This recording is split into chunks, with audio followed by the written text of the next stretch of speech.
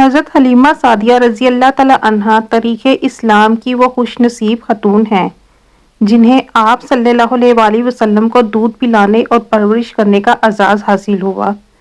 یہ سعادت آپ ہی کو حاصل ہوئی کہ سرکار دو عالم صلی اللہ علیہ وآلہ وسلم آپ کی گود میں کھیلیں اور آپ کے زیر سایہ زندگی کے ابتدائی مراحل طے کریں۔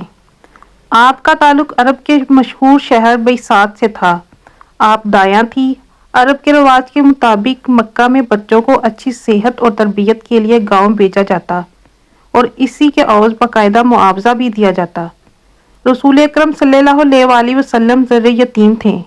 حضرت حلیمہ رضی اللہ تعالی عنہا نے مختصر وقت کے لیے آپ کی پرورش کا ذمہ لیا تو ان کو گمان گزرا کہ میں ایک یتیم بچے کو لے کر جا رہی ہوں، جانے اس کے گھر سے مجھے انعام و کرام بھی حاصل ہو یا نہ ہو۔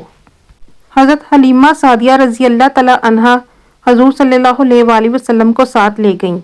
اس سے پہلے آپ کا گھرانہ افلاس اور تنگ دستگی کا شکار تھا۔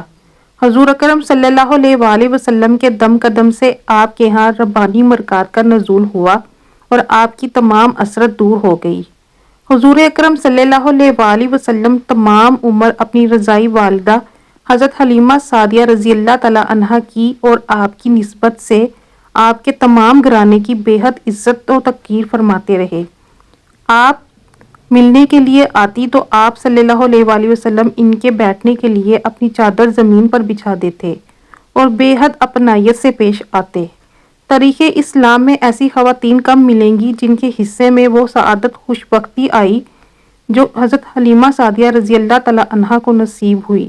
سبحان اللہ۔